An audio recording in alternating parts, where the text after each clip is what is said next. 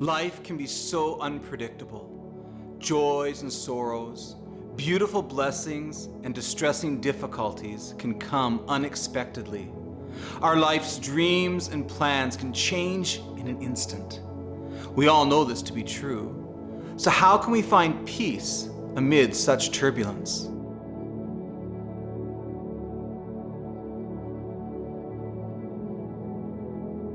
By 1870, Horatio Spafford was a successful Chicago lawyer with every reason to be thankful to God. He had invested heavily in Chicago real estate and was a prosperous man. But in 1870, a set of events unfolded that turned his world upside down. In 1871, his 4-year-old son died from scarlet fever. While struggling with this personal tragedy, the Great Chicago Fire of the same year reduced the family's property investments and financial security to ashes. What remained was seriously devalued in the financial downturn that followed. His entire life savings was gone. To give the family time and space to recover, Horatio made plans for him, his wife, and 4 daughters to join and encourage Reverend Moody on one of his European preaching crusades. Boarding the SS Via de Havre in November 1873, a business emergency forced Horatio to remain in Chicago. Not wanting to ruin his family's time away, he persuaded them to go on ahead. He would follow as soon as he could. Several days later, Horatio received devastating news. The Via de Havre had collided with another ship and sank in 12 minutes, claiming the lives of 226 passengers. It was the worst disaster in naval history until the sinking of the Titanic 40 years later. The next day, he received a telegram from his wife, Anna. "Saved alone. What shall I do?"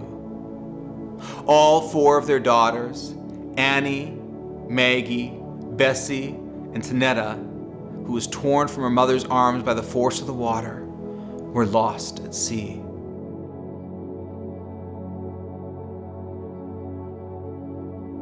Horatio immediately set off for Wales to bring his wife home. On the crossing to Wales, the ship's captain summoned Horatio to the bridge, informing him that "A careful reckoning has been made, and I believe we are now passing the place where the Via de Havre was wrecked."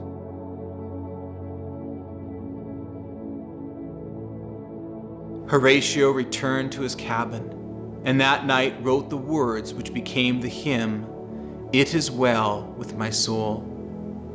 Horatio wrote in his journal, "We passed over the spot where she went down, in mid-ocean, the waters 3 miles deep. But I do not think of our dear ones there. They are safe, folded, the dear lambs."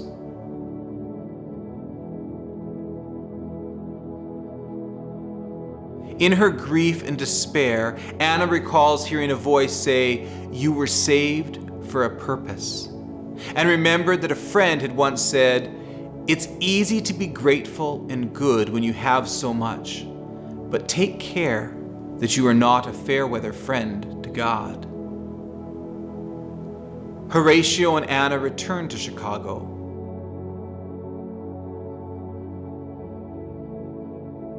The following year, the Spaffords and a few of their friends left America for Israel, settling in the old part of Jerusalem, serving the needy, the poor, the sick, and the homeless.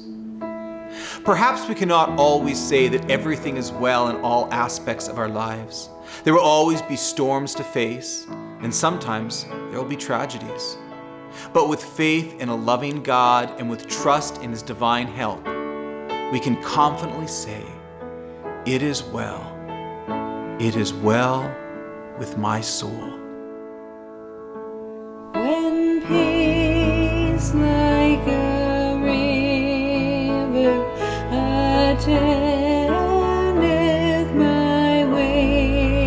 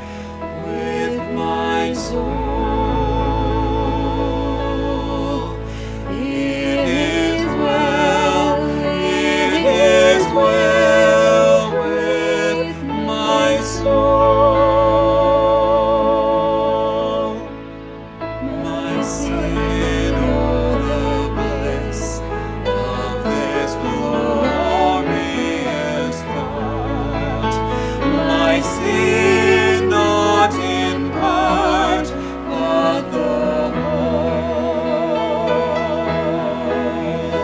Is nailed to the cross, and I bear it no more. Praise the Lord,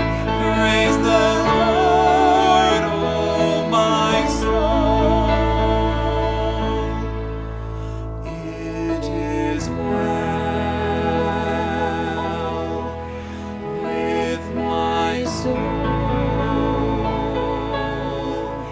It is well with my soul.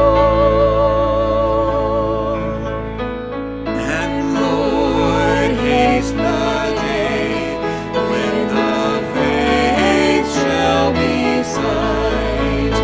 The clouds be rolled back as the scroll. The trump shall resound, and the Lord shall descend. Even so, it is well with my soul. It is well.